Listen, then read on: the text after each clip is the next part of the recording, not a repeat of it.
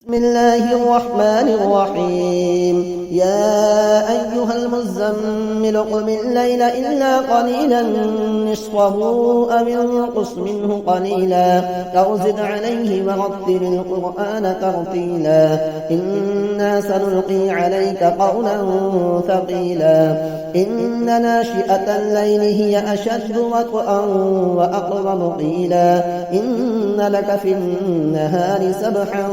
طويلا واذكر اسم ربك وتبتل إليه تبتيلا رب المشرق والمغرب لا إله إلا هو فاتخذه وكيلا واصبر على ما يقولون واهجرهم هجرا جميلا وذرني والمكذبين أولي النعمة ومهلهم قليلا إن لدينا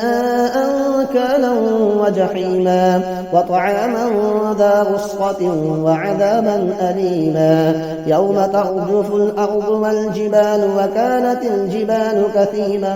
مهيلا إنا أرسلنا إليكم رسولا شاهدا عليكم كما أرسلنا إلى فرعون رسولا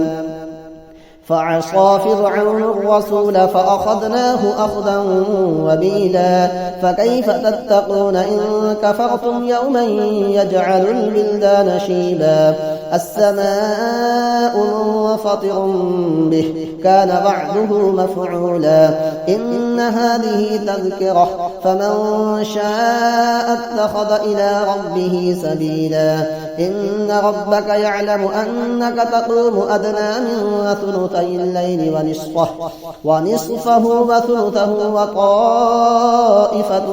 من الذين معك والله يقدر الليل والنهار علم أن لن تحصوه فتاب عليكم فاقرؤوا ما تيسر من القرآن